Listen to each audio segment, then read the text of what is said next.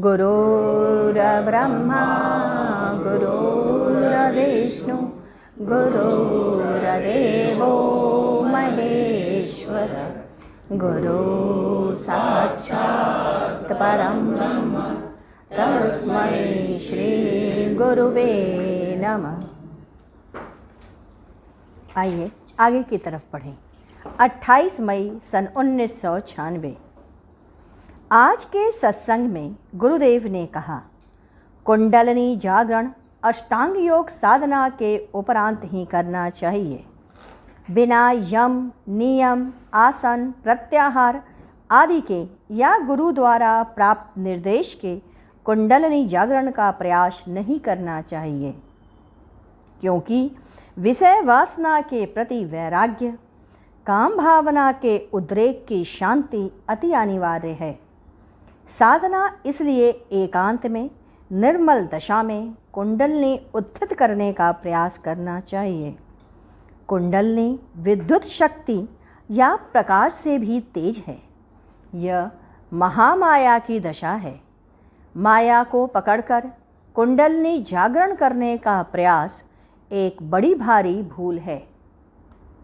कुंडलिनी जागरण कभी काम प्रवृत्ति को उभाड़ करके भी रख देती है और ऊपर उठने की जगह वह धार नीचे की तरफ चला जाता है, तो आदमी यम, नियम, वैराग्य के अभाव के कारण निम्न दशा में पड़ जाता है। कितने लोग जागरण के समय बहुत ही सावधानी बरतते हैं। कुंडलिनी मूलाधार चक्र में सुषुप्ति की दशा में पड़ी रहती है। मनुष्य के पिंड देह में स्थूल शरीर के विशेष विशेष प्रत्यंगों से संबंध ये 6 चक्राकार घूमने वाली शक्ति केंद्र हैं। उससे होकर ऊपर उठती है। मनुष्य शरीर में ये शक्ति के केंद्र हैं और ये चक्र इसीलिए कहे जाते हैं। अंतर्दर्शियों को और तंतु चक्रों के समान यह दिखते हैं। ये 6 नाड़ी जाल है। मूलाधार मेरुदंड के निम्न भागों में अवस्थित है। उसी चक्र के भीतर कुंडलिनी की शक्ति त्रिवली आकार में सुषुप्त पड़ी है। यह कई युगों तक सोई पड़ी रहती है, जब तक इसे जगाया नहीं जाता। यह कुंभकर्ण की दशा है। उठने पर हलचल कर डालती है। गुरुदेव ने एक मंत्र बताया और कहा, इसका 108 बार जप और इसका 21 बार हवन करें। जो लोग भी अपना मकान बना रहे हैं या बनाते हैं, उन्हें यह करना चाहिए। भोजपत्र पर चंदन से लिख करके दिया, यहाँ लिखा हुआ है। उसके बाद एक मंत्र पढ़ा, ह्रीं श्रीं श्रीं कमले कमलालय प्रसीद प्रसीद श्रीं ओं महालक्ष्मय नमः। अनार की लकड़ी बनाकर चंदन से भोजपत्र पर उक्त बनाए गए यंत्र को और मंत्र को लिखें। पुनः लाल पुष्प और धूप से पूजन करें। 108 बार उक्त मंत्र का जप करें और 21 बार हवन करें।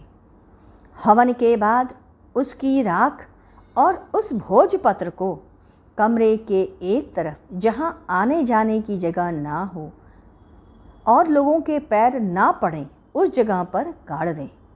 इससे ऐश्वर्य, धन और संपत्ति की वृद्धि होती है। इसके पश्चात कुंवारी लड़कियों को बृहस्पतिवार का पूजन व नित्य जप करने का विधान गुरुदेव ने आज बतलाया। ऐसा करने से उनकी शादी शीघ्र हो जाती है। नित्य करें। पहला, माँ गौरी का पूजन करें। प्रत्येक बृहस्पतिवार को शंकर जी की पत्नी पार्वती का पूजन करें। यदि चित्र या मूर्ति ना हो तो एक सुपारी पर नाड़ा लगाकर उसमें थोड़ा अखंड चावल तथा फूल उस पर डालें। सिंदूर लगावें। तर्जनी हटाकर भाव से जल गिराएं और दीपक दिखाएं। ये नित्य करें। दूसरा, केले का पूजन करें।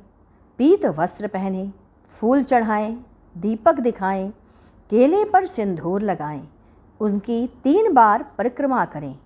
यह प्रत्येक बृहस्पतिवार को करें। तीसरा, बृहस्पतिवार को हो सके तो व्रत रखें, चने की दाल और गुड़ प्रसाद में ग्रहण करें। चौथा, एक माला जप नित्य करें। मंत्र है, हे गौरी शंकरार्धे यथा त्वां शंकर प्रिया तथा माँ कुरु कल्याणीं कांत कांत सुदुर्लभाम। पांचवा, रामचरितमानस में बालकांड का दोहा 235 से लेके 236 तक का नित्य पाठ करना चाहिए। छठा, तुलसी को जल देना और दीपक से पूजन करना नित्य करें। बृहस्पतिवार को चने की दाल गुड़ में खाएं, नमक वर्जित है। यदि अन्न भी ना लें तो अति उत्तम।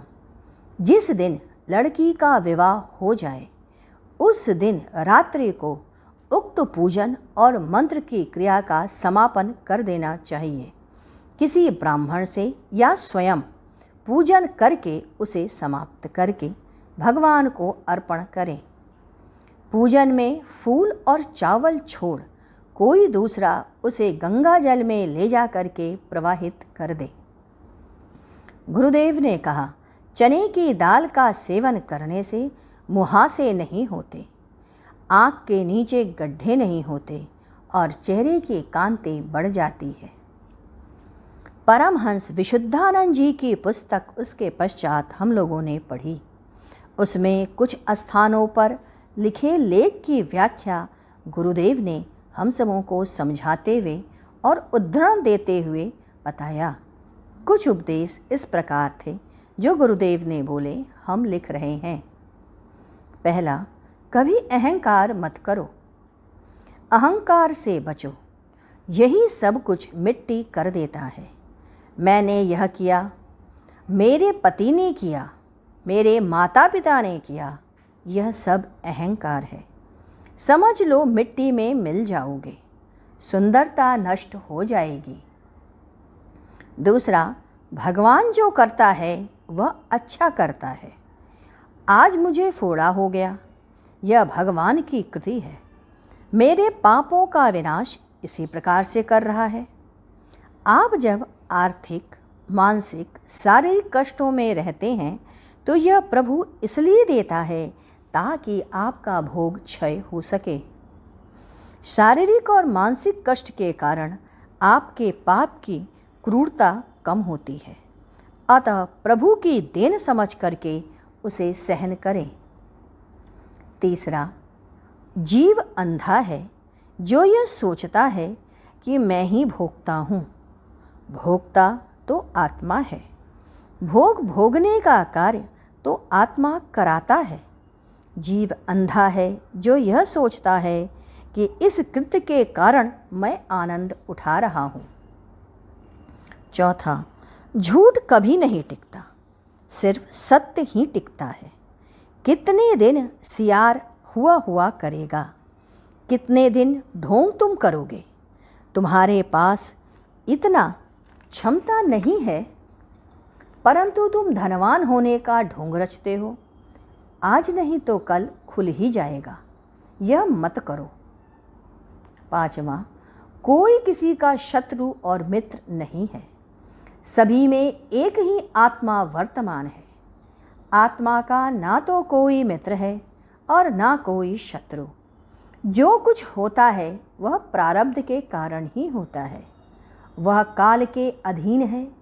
देखो, एक समय था लोगों में बहुत विरोध होता है, लेकिन कुछ समय पश्चात वही 2 भाई मित्र हो जाते, वही 2 मित्र बैरी हो जाते, क्योंकि यह काल के अधीन है। छठा, गुरु द्वारा निर्दिष्ट क्रिया को करते रहो, उसी से मंगल होगा। सद्गुरु के वाक्य को मंत्र की तरह समझो, वह आपका भला कर रहा है। सातवां, आत्म प्रशंसा और परनिंदा छोड़ दो, समय उसमें नष्ट मत करो। आत्म प्रशंसा करके आत्मा कभी जागृत नहीं होगी। किसी की बुराई करने वाला आदमी कभी भी आगे नहीं जाता।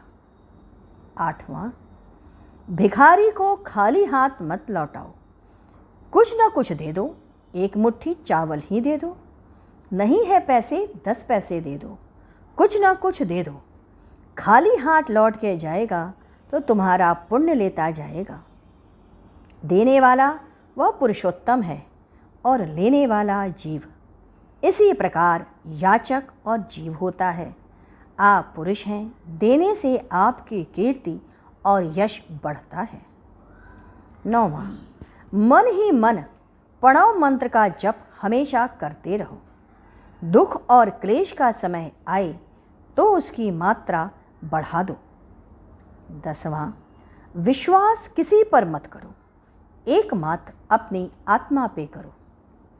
अपने आप पर करो, किसी दूसरे पर मत करो। परमात्मा को छोड़कर किसी पे विश्वास मत करो। शास्त्र पर विश्वास, गुरु पर विश्वास और स्वयं पर विश्वास करो, वही साथ जाएगा। आइए गुरु कीर्तन करें। ओम गुरु ओंकार मंगलम, गुरु मंगलम, गुरुदेव मंगलम। ओम मंगलम ओंकार मंगलम, गुरु मंगलम, गुरुदेव मंगलम। ओम मंगलम ओंकार मंगलम, गुरु मंगलम, गुरुदेव मंगलम। ओम मंगलम ओंकार मंगलम, गुरु मंगलम, गुरुदेव मंगलम। ओम मंगलम ओंकार मंगलम, गुरु मंगलम, गुरुदेव मंगलम। ओम मंगलम ओंकार मंगलम, गुरु मंगलम, गुरुदेव मंगलम। ओम मंगलम ओंकार मंगलम, गुरु मंगलम, गुरुदेव मंगलम। ओम मंगलम ओंकार मंगलम, गुरु मंगलम, गुरुदेव मंगलम। बोलिए सद्गुरुदेव की जय। सद्गुरु तुम्हें शत शत नमन, सद्गुरु तुम्हें शत शत नमन, सद्गुरु तुम्हें शत शत नमन।